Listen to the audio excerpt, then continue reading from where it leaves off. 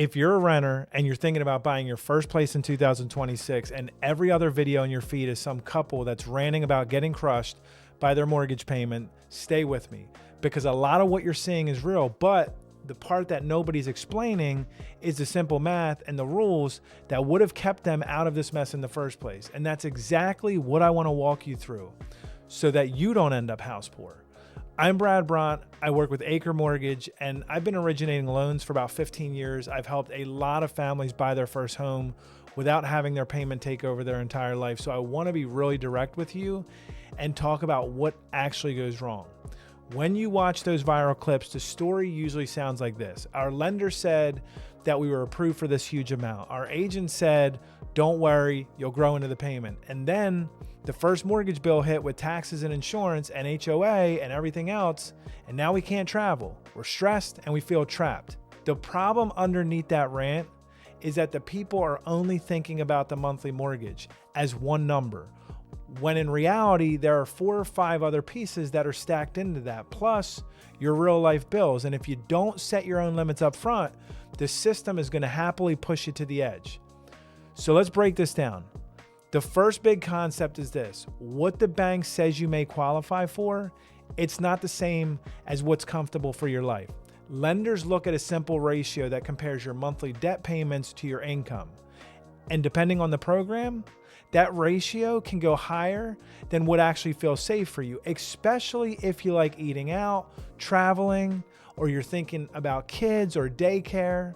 For example, if a couple is making decent money and the lender says you're approved up to this big number, that top number might assume that you spend almost nothing on anything else.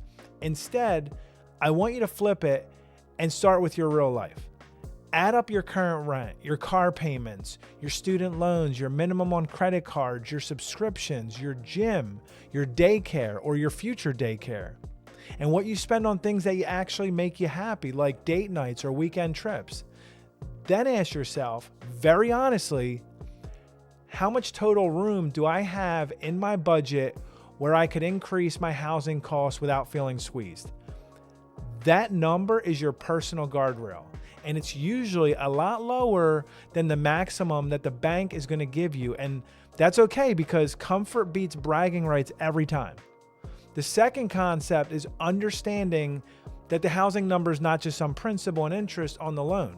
You've got property taxes, you got homeowners insurance, and for many properties, you might have an HOA or maintenance on things like roofs, yards, and systems that break at the worst possible time.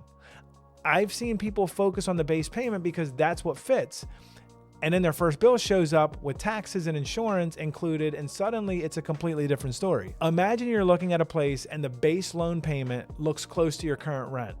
You're thinking, okay, I can stretch a little, but then you factor in property taxes in your area, plus your insurance, plus maybe a monthly HOA fee, and now you're several $100s higher than what you planned.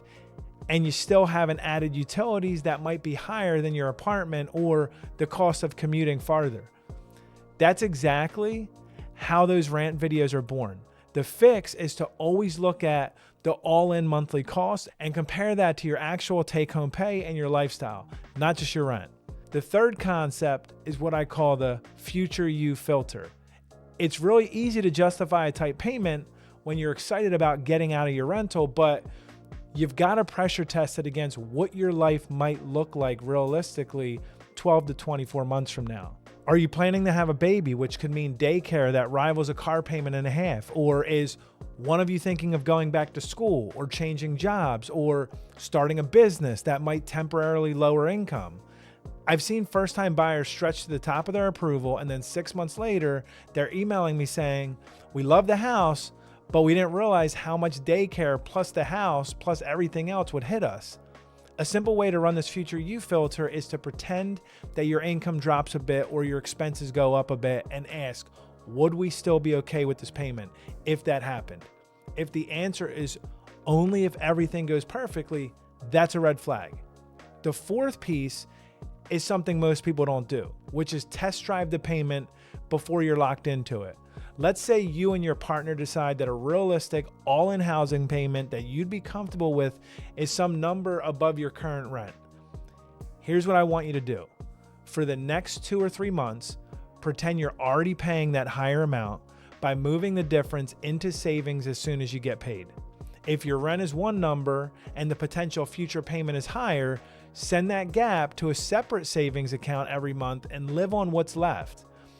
If you find yourself constantly dipping back into that account or putting groceries on credit cards, that's your real world warning that the payment you're testing might feel too tight once you're in the home.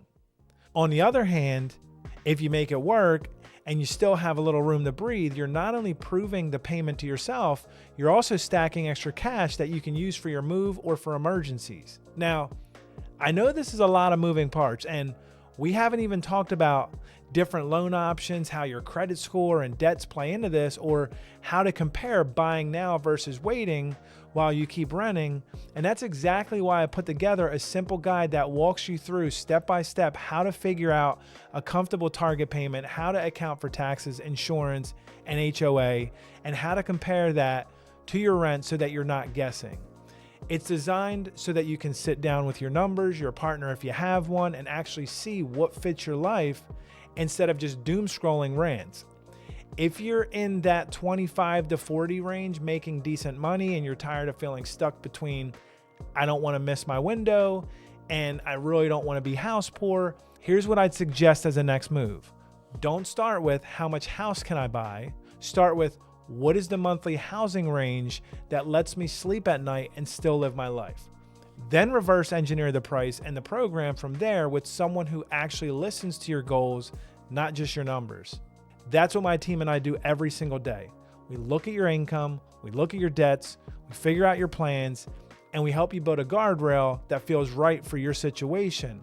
Then we map homes and loan options inside of that lane instead of on the edge of the cliff. So if you're serious about buying a house in 2026, or whenever it is that you're watching this video, but you refuse to become another house poor rant video, grab the guide, go through it with your numbers, and when you're ready, book a strategy call with our team so that we can walk you through your exact scenario and help you make a move that feels smart now and still feels smart a year from now. And if you find this kind of straight talk helpful, you're always welcome to subscribe so that you don't have to figure this stuff out alone.